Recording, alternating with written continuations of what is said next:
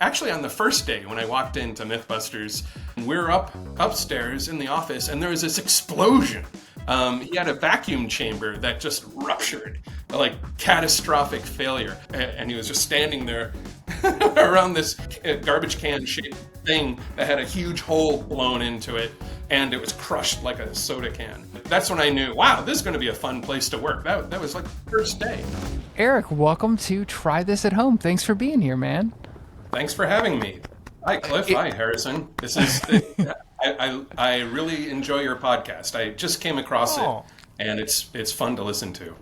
Oh, thanks so much, man. It is. We talk about this with every guest we have. The most rewarding part for us is getting to play in the world that you guys made, and so anytime we hear somebody who actually worked on the show who enjoys the podcast, we feel a kinship with you guys who actually got to make the show. So that's awesome. Yeah.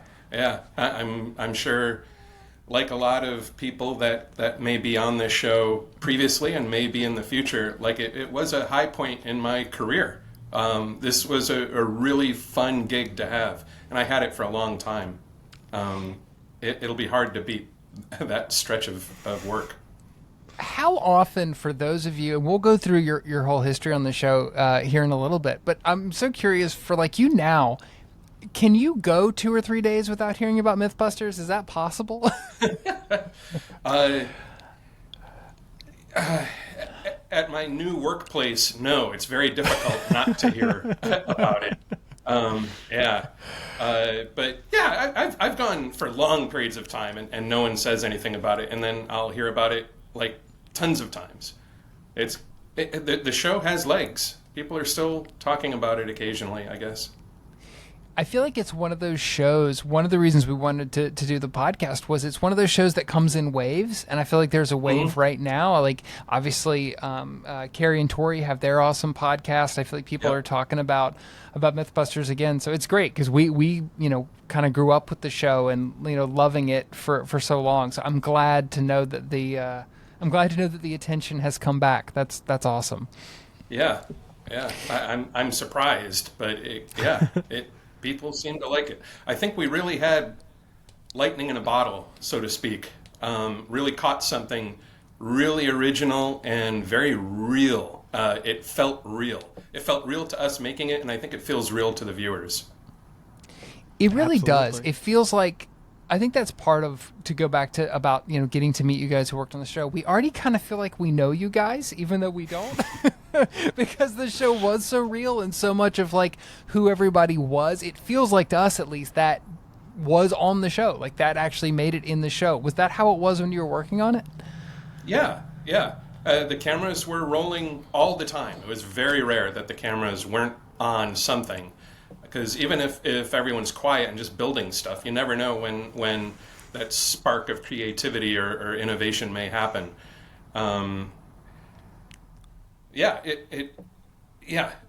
Everything about it was real. We didn't pander to this camera that we're trying to make entertainment.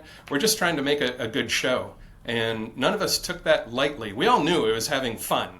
Having fun was, of course, the most important thing.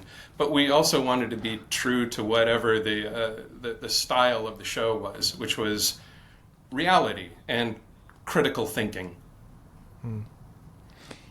That is so cool. It came through. I mean, that's the thing that I want folks who worked on the show to know, is that all came through on screen, and we appreciate that as fans all these years later.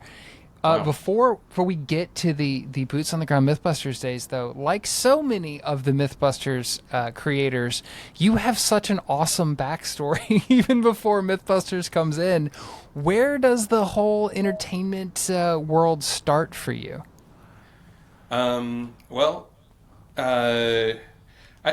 First off, I'm a cartoonist. And so I was into comic books before I was into anything TV or movie-wise. And I've been making comics as long as I can remember. I was working at Industrial Light and Magic, which is the special effects company, George Lucas's special effects company. And I happened to be there at the same time that Adam and Tori and Grant were there. I got to meet those people and see people making really cool stuff. I love that job. Where I was in production services was more of like a purchasing position, but we were right next to the model shop much of the time. And so I got to see the models being made. And that was really cool. Got to see like how people go through the creative process where you have to do it really fast. You not only have to be really talented, but you have to be really fast. There's deadlines. Unlike cartooning, where I'll just noodle away on one panel and it'll take me days to get the effect that I'm looking for. And that's part of the process for me. But with these guys, they had to be super fast. So that was my entree really into working a creative job and being around that creativity. And then after that, that's when Mythbusters started. And of course, that jumped it up to a whole other level. So when you say you were in purchasing at ILM, is that like we need thousands of a very obscure item, go? Is that role? Oh my gosh, that's awesome. Yeah. It was fun. And you got to think very quickly on your feet. And back then, the internet wasn't really anything like it is today. You can look up stuff on Google, but hardly anything was there. A lot of times you just had to call. You had to do these weird cold calls and, ask this really bizarre things because you're not going to find it on the internet and you're not going to be able to explain that you need it like tomorrow or even today. And you just got to hope that you find someone that will say, well, I can't help you, but I know a guy. And if I ever heard someone say that, I follow that lead all the way. Like, oh, he knows a guy. Okay, that's how we used to find things. Is there a particular item from those days that you had to find that stands out as particularly odd or hard, or any good stories from that? One that comes up historically is turkey feathers for some reason. We needed a ton of turkey feathers for something. I have no idea what it was for, whether it was a costume or set dressing, but they just needed a ton, like probably a literal ton of turkey feathers, and just having to find it and scrounge this stuff very quickly as possible. And get it at a good price, too. Like, that was all part of the game. Save money. Yeah. So I feel like I have to ask the natural follow-up, which is, where does one find thousands of turkey feathers? In a pinch. You just start, I don't know. So that's why you just start calling. Like, you call a turkey farm. Like, how do I get the feathers? And they're like, oh, well, we get rid of the feathers and we give them to Bob down the street. Oh, what's Bob? And then you just follow that through line until you find the goal. You could have had your own show. But Mythbusters aside, I want to find the Finding Turkey Feathers show. I would watch that documentary. Yeah. Just to see how that process works. That's amazing. A lot of early Mythbusters is that. Yeah. The skill totally served me well for Mythbusters because, it was still that methodology.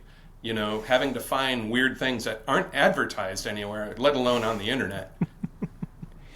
Something we've learned in talking to folks who work in the industry is that the term producer can mean so many different things. What was your kind of day-to-day role on Mythbusters? Well, I was brought in as a researcher originally, so much of that was just trying to source these items, like find out where we can get it and how much of it we can get, and then try to find a place where you can use it, like the location that you're going to do this weird thing at. So that was much of my day, was something like that. Actually, on the first day when I walked into Mythbusters, Jamie's shop was 2 levels, and the up above was like offices and the kitchen and the blueprint room. Down below was the shop and the build area, a garage space. And we were upstairs in the office, and there was this explosion, and we all went running downstairs to see what had happened. It was like ear-rattling explosion, not the kind where we knew that the walls were caving in, but it was loud. We went down there, and I was wrong. It wasn't an explosion; it was implosion. He had a vacuum chamber that just ruptured, like catastrophic failure. I don't know what he was trying to do. It wasn't Jamie. It was his shop person, Chris, and he was just standing there around this garbage can shaped thing that had a huge hole blown into it, and it was crushed like a soda can. But that's when I knew, wow, this is going to be a fun place to work. That was like the first day. That's the best orientation of any job I've ever heard. Welcome to Mythbusters. Indoor Just pull up here implosion. sometimes. Yeah. It was like that a lot. Like, you never know what may happen.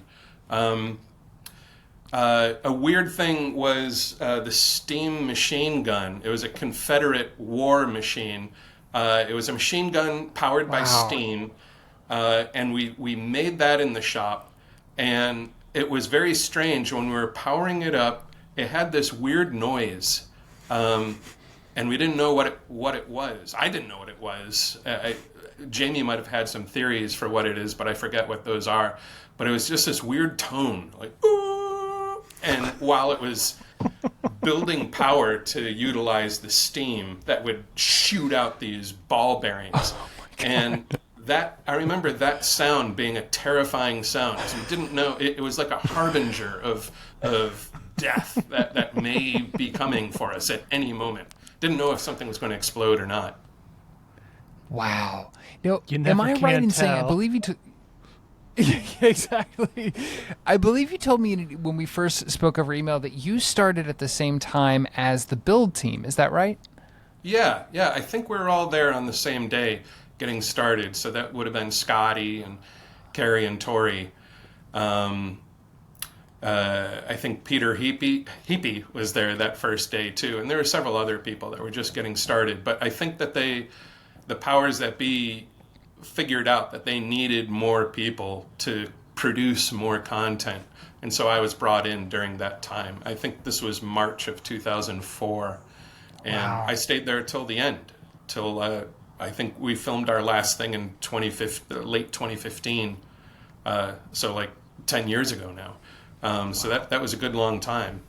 Never got old.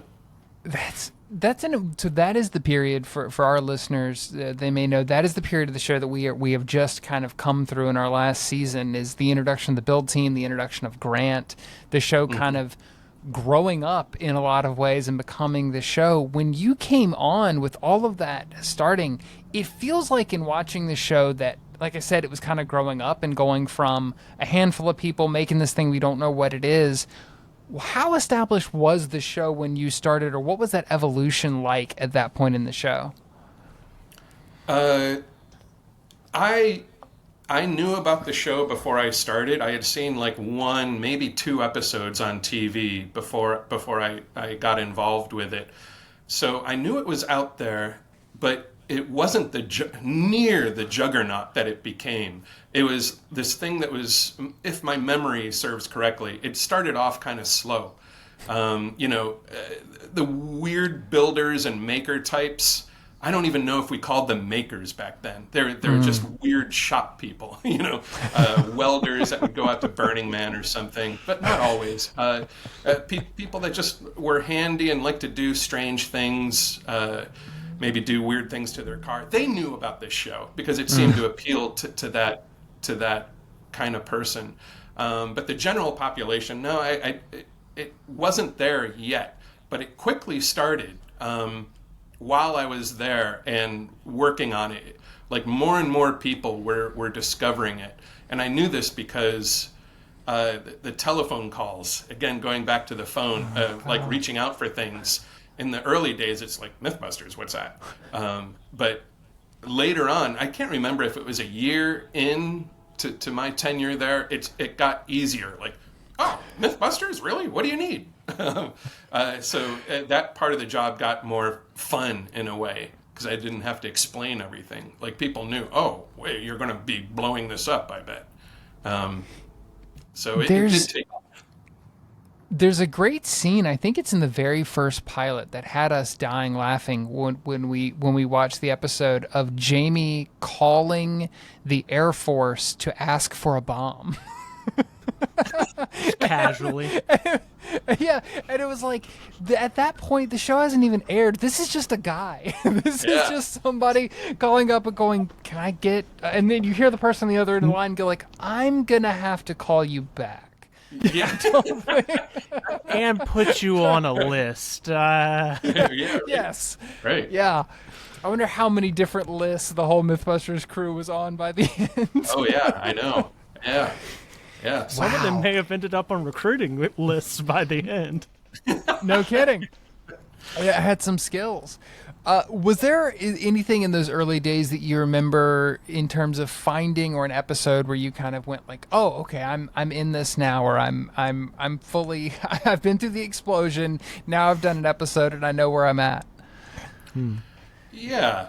I don't think that there's a specific episode when I realized that. It was after several episodes of finding weird things like vehicles, like the boom lift catapult. You know, I reached out to a guy to find that. Like, can I just have a boom lift catapult? Like, I want to do weird things to it. Or a snowplow. You know, I got a snowplow that was dragged out of like the Sierra foothills somewhere. Or the plane that we use for shredded airplane. Like after a while, I was like, wow, I'm the guy who seems to find this stuff big assets that need to be moved like hundreds of miles sometimes to get into location, and they often need to be fixed by the talented people on our team so that they work. Like the boom lift catapult didn't work when I got it. Snowplow, same, didn't work. But that's how we got free stuff. Oh, the cement truck. Like who knew that there were all these cement trucks around that actually had set loads in them? Meaning like it does happen fairly frequently, I guess, that the drum stops working, the cement hardens inside, and now you're stuck. Like, what are you going to do with all that cement in there? Blow it to hell. Goes what? Blow it to hell. Yeah, blow it up. Yeah. Well, yeah. That was the whole idea, right? And back in those days, I specifically remember looking up, blowing up, using dynamite to shake the load loose. Specifically remember, and there was nothing on the internet about it. Like I totally remember. Like I'm not finding anything on this. Got on the phone, started talking to cement people. Like I know this is crazy, but have you ever heard of using dynamite? And almost every person that I talked to at the cement companies were like, "Oh yeah. I know people who do that. It works all the time. Like you have to do it." So that was really fun. That's just wild. So I guess over time, just finding all these weird things, that's when I realized, wow, this show is really something. And this is my contribution at this time to the show is getting these weird things. Like I never knew that I'd be doing that kind of work, like to find weird things, to do weird things to. That you had to interact with something that has become one of our favorite aspects of the show is what we started calling the expanded Mythbusters universe, which is San Francisco. Yeah. Because what is always so cool on the show is anytime somebody says, "Oh, we need this object. We need to talk to this." Somebody goes, "I got a guy." And then you go to the coolest places. And San Francisco, it seems like, became this other character on the show. I imagine that you were part of that because you're the one making these contributions. How big was that community in that era to what you got, or that area, I should say, to what you guys were able to do with the show? Yeah, it wouldn't have worked in LA. I think that there's too many people down there doing similar things with movie effects, maybe. So up here it was a little bit different, and people were more curious. They weren't as jaded. And the people that I'm talking about are like the police, FBI, fire department people. Like, I assume that those entities down in LA are like, I've heard it all before. Like, what are you doing now? We pay to play, man. But the people that we're dealing with, they're like, you want to do what? Can I watch? Like they were really enthusiastic. And so as a producer, and all my fellow colleague producers too, we kept those relationships going so that we can keep returning to the bomb range, and keep returning to Alameda Point, where we did so many of the car crashes, and all the places that we went to. Like they were characters, as you've kind of intuited, to the show. They became our backyard of what we wanted to do. Sometimes there are quarries that were outside the Bay Area, but still kind of related to San Francisco. I mean, you can drive to it in 2 or 3 hours. So kind of Bay Area, if not immediate San Francisco. But yeah, we tried to do everything kind of locally when we could, in that spirit, like the San Francisco maker spirit that, we wanted to keep it all kind of at home rather than going other places that wasn't as fun. You can really feel it on the show. It really, like, in my head to this day, San Francisco, like, that was the show that introduced me to how cool that place is. And I still, like, I think of it as that Mythbusters kind of world, that vibe that the show really embodied of, like, we're going to be weird, we're going to do cool stuff. Like, it's such a huge and fun part of it that you guys were interacting with in that way, that I can't think of another show that did anything even close to that, or creating that kind of, living in that sort of world. It's another one of those, like, secret sauce Mythbusters things. Yeah, for sure. We wanted to always treat those relationships well, because we knew we were lucky to have a lot of these locations and authorities that helped us out. J.D. Nelson being one of them, the bomb tech. He was with us from the beginning, and we did so many things up at the bomb range, of course. Wow, yeah, those side characters who come in, those honorary Mythbusters characters, are always such a fun part of the show. Is what we had Adam on last season, and I think this would have been before your time, if I remember correctly. But our favorite is still the guy who's the professional crime scene cleaner. Oh yeah, he's basically the wolf before my time. Yeah, from Pulp Fiction. He's basically him in real life. All those guys that you get to meet, all those people you get to meet. This show is another just like thrill. We want to find some of them and have them on here, because that would be awesome. Yeah. One of our other fascinations with the show is, so, we talk about this a lot on the show, but so that like, Harrison and I both work around the film industry ourselves, and so the process of making a show like this is something that we love to dig into, because there's just nothing else like it. Like, there was nothing else like it on TV, and it's so fascinating. We've gotten to talk to Peter. We've gotten to talk to various writers who worked on the shows over the years and talk about how that came together. And on one episode, we actually got to glimpse the office that you were talking about, where the research would happen, and where, like, I assume the writing meetings and things like that might happen, with all of the note cards and things on the wall that were breaking down episodes. For folks who don't know, who are outside of this, could you kind of just describe what that process was like, in terms of, like, what's a day when you show up and clock in on Mythbusters? Is there an average day, or what does that even look like? There were different average days. So you mentioned the Post-it notes and such. Some days we would devote to planning and story writing. And the writers of the show, they were very rarely in the office. They were all in Sydney. So when I say writing the episode, we're more like figuring out what kind of story do we want to tell. And of course, Adam and Jamie and Carrie, Tori, and Grant are driving that. But I always felt fortunate to be in the room to, like, not necessarily add my 2 cents, but to be there to hear what they're going through, so that I know what kind of direction they want to take the story, and I can use that when I'm trying to help out on the logistics side. And so we would discuss that. Scheduling is a big part of it, and I love the way that we used to schedule things. It's going to really be really geeky, but we had I'm in. We had whiteboards. It was the war room, essentially. So we had whiteboards on every wall, and it was divided like a calendar. So like a month on one whiteboard. So divided into 4 weeks, Monday through Friday. tried to very rarely work on the weekend. Sometimes we had to, but usually it would be Monday through Friday. And then we'd put it all up on the board. So what I really liked about that, I'm a visual person.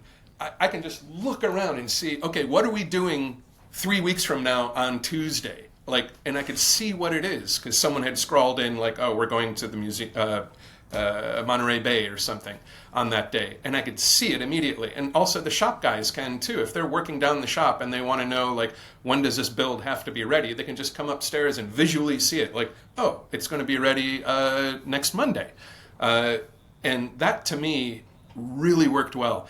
In this day and age, everything's on like Google Docs or Asana, like various program managing, and I'm like, I hate that stuff. Yeah.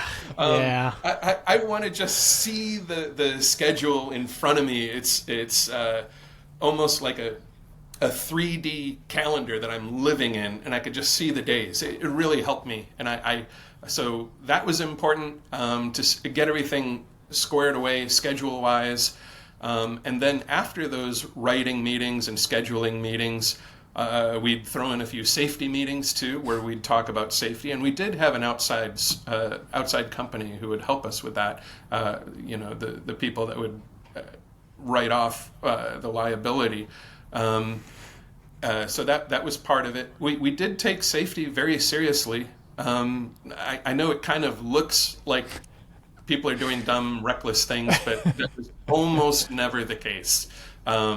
If something really weird did happen, it was an accident, like not because we were doing something unsafe. Of course,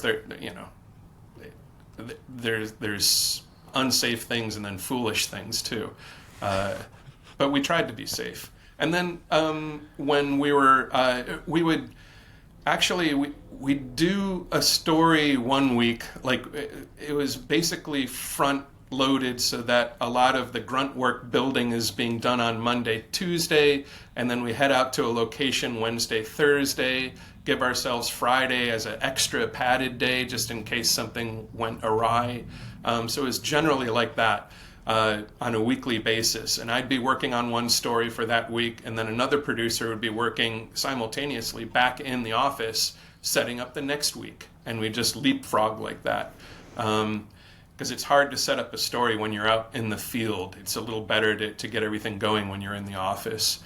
And cell phone coverage used to be terrible. That's something that we've gotten small glimpses of in talking to folks like yourself working on the show, is how unique. I think when people think about a television show and television show being shot, you think about, a show gets written and then they go off and they shoot it and then they do whatever. But how constant Mythbusters was, I think Adam has basically said we shot for 14 years and with very little stop in between. How much time generally did you guys have per episode?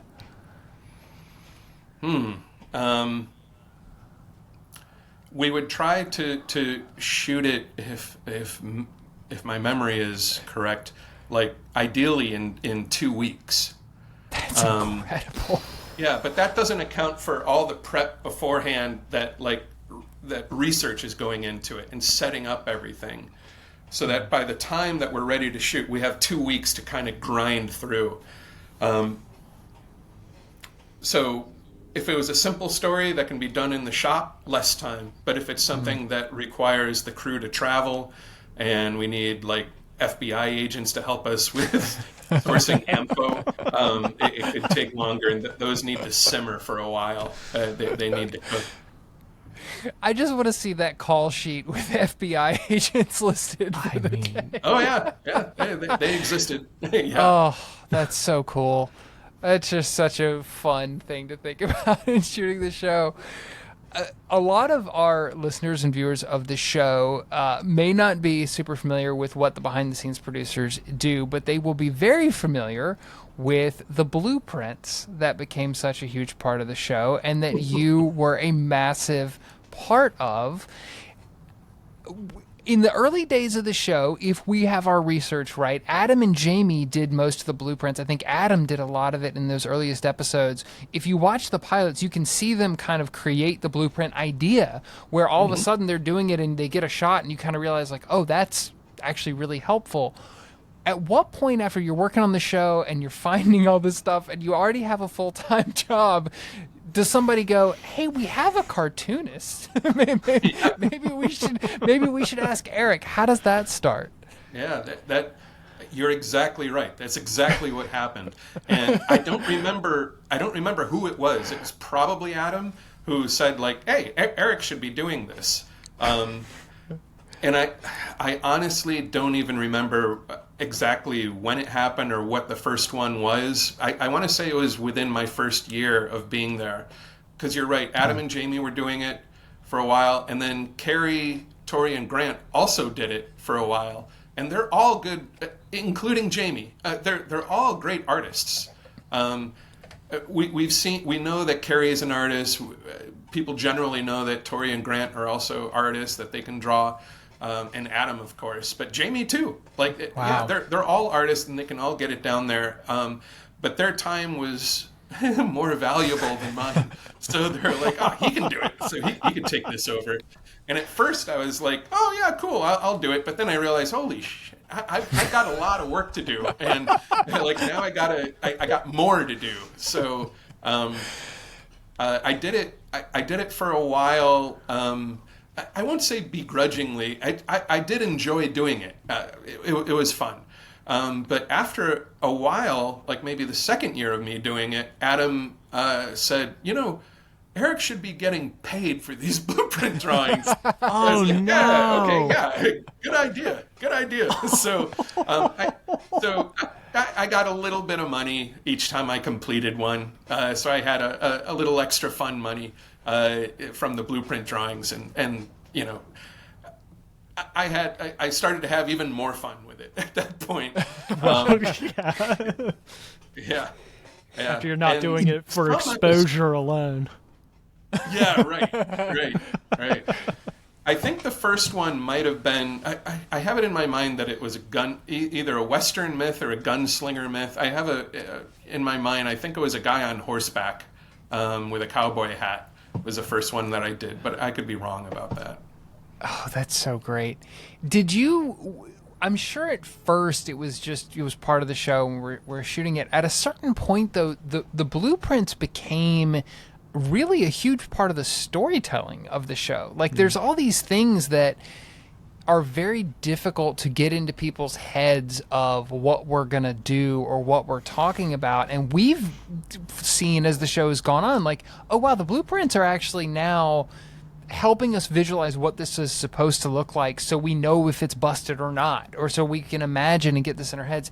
Was that a process? Like, did you see that evolve as you were working on it, that, oh, wow, this is not just like a cool shot. This is now structurally part of the show? No. No.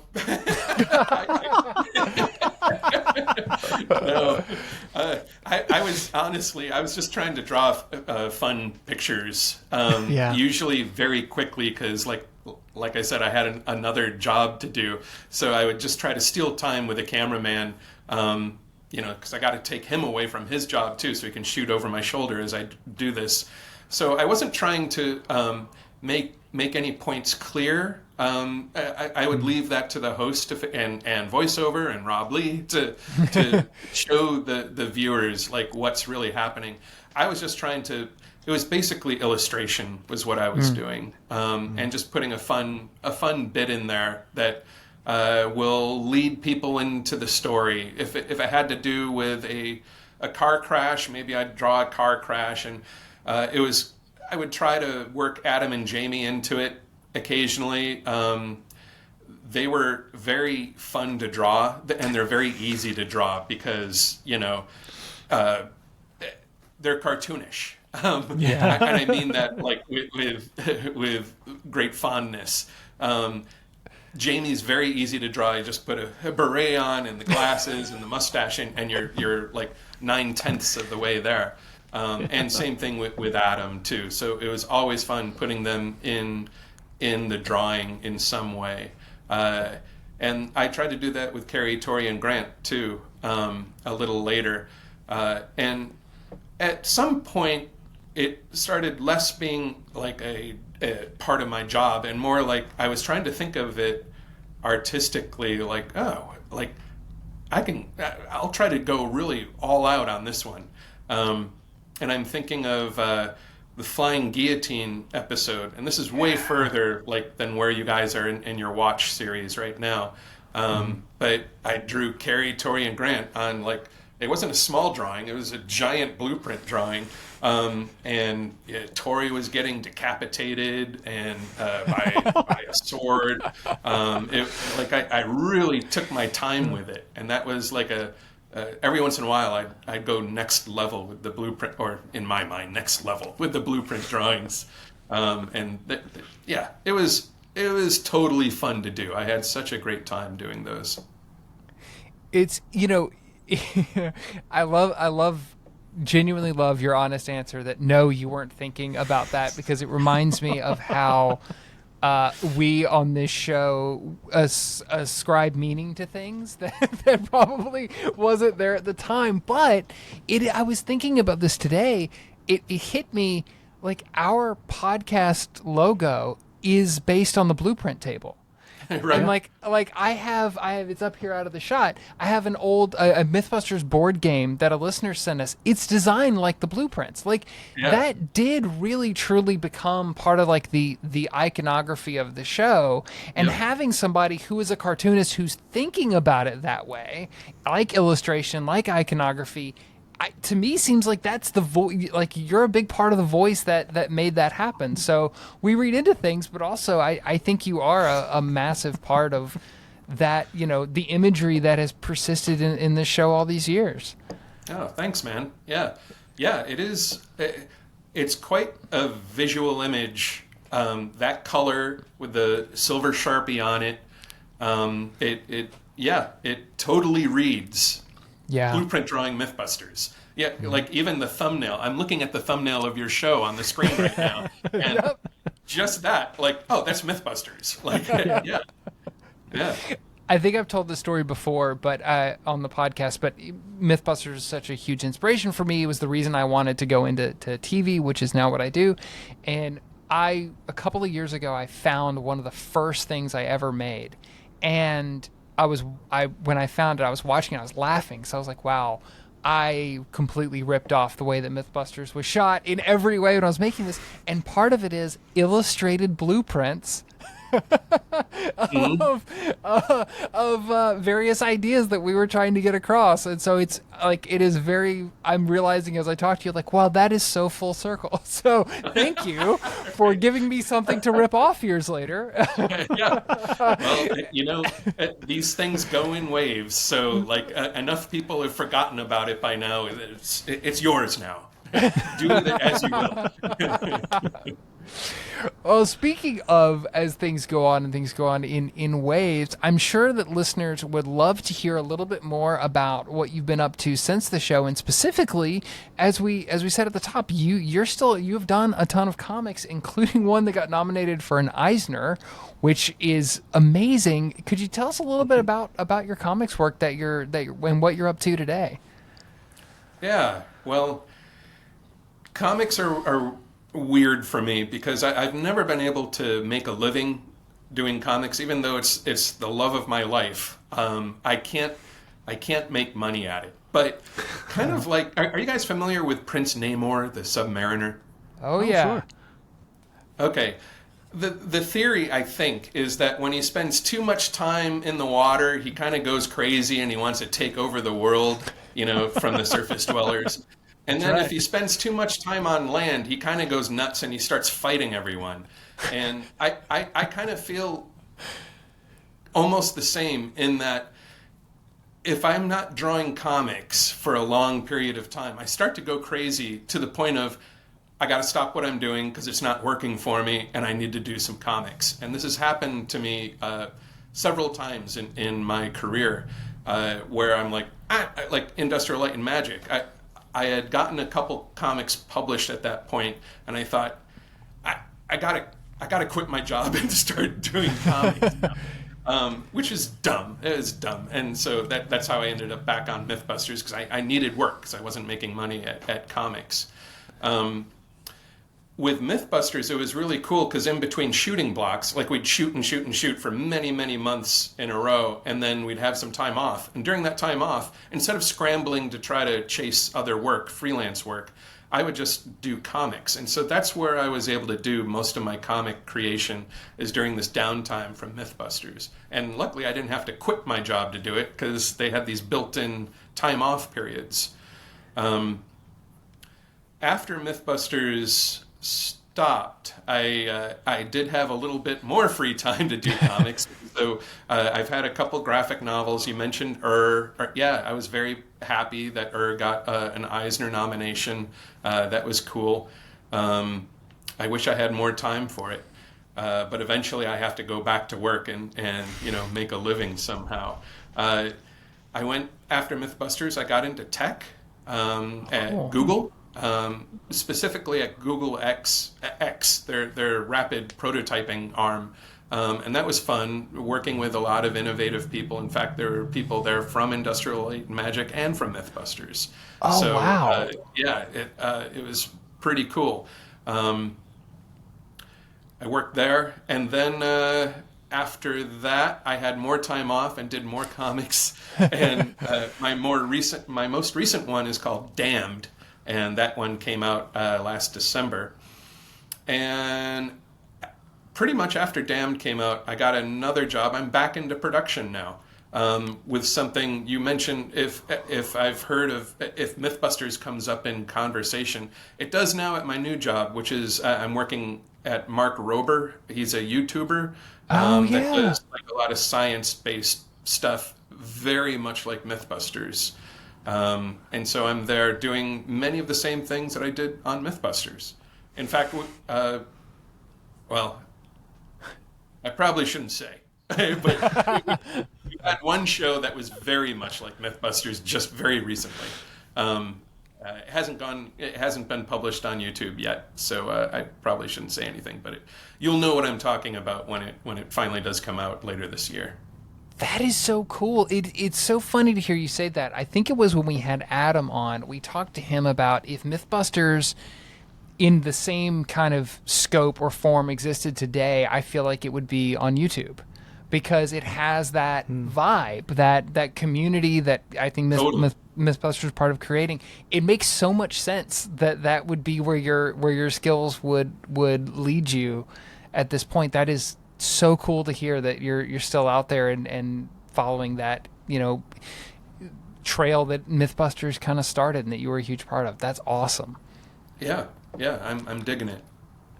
Wow. Can I ask one more comic question? Yeah, absolutely. Go for it. Yeah. Who are some of your influences? Well, Jack Kirby for one. Classic. He's the top. Yeah. In my mind, there's no one better. But I grew up with a lot of 70s Marvel comics, so like Jim Starlin was a huge part of that. But then I got into alternative comics shortly after college, and like Dan Clowes and Charles Burns are favorites of mine right now. I told him, like when he sent me this, he's like, we're having on Eric. I was like, this guy reminds me a lot of Clowes and Burns specifically. It's so good. Yeah, there's a reason. Yeah, and I also enjoy going back to older guys like Basil Wolverton and Fletcher Hanks. Oh yeah.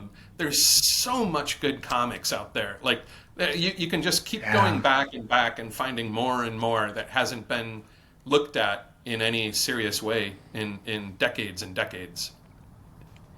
I don't have it on me. You're giving Harrison a conniption right now. I know. I'm sorry. I kid you not. Stardust the Super Wizard is one of my all-time favorite strips, like bar none. Yeah. Fletcher Hanks is. Me too. He is. It's nightmarish, but it's also revelatory. I love this stuff. Yeah, he had such a unique style. His repetition of forms and figures, and just having no clue what he was doing. You can tell he's just letting his weird imagination fly on the page, and you're just watching this guy like a total car wreck happening. I love his stuff, and he only did work for a very short amount of time, like less than 10 years, I think, maybe even less than 5. But the work he produced was really cool. The golden age is great for stuff like that, where it's just like, what the hell is happening? Like, it's just all vibes, no coherent story whatsoever, just rolling with it. Yeah, I love that. That's how I want to do things too. Harrison, I just had an idea. You know what we need to bring Eric in on? Remember our idea for a T-shirt of the all the expanded Mythbusters characters as like Silver Age villains? How perfect! Who else in the world will appreciate that as much as we do? It's true. In leotards. We want that and a Universal Church of Buster T-shirt. Yeah, yeah. We think those would be the premier Mythbusters like hardcore fan content. Yeah. I like The that merch, idea of Universal Church of Buster. That's a great one. How many times did he come back to life? Yeah. He's always there. Yeah. Right. He's still there he for didn't us. Just come back once. He came back many times. Yes. Yeah. He's holding the record, After being completely blown to bits. Yeah. Yeah, he stitched himself back together even. I mean, a whole different ball game of resurrections when it comes to Buster. Right. Well, Eric, we've enjoyed talking to you so much. We always like to wrap up by asking guests, after all these years, you mentioned this earlier, Mythbusters still looms large in your life, but when you look back on your time on the show and what that was, what do you think about, how do you feel all these years on about what that time was and what that show has been and the legacy that it has left? The main thing is I'm thankful, just really appreciative that by chance I just happened to be there at the right time with the right amount of people, the right kind of people, and we made this really cool thing. I don't take it lightly. It was a goofy show, but I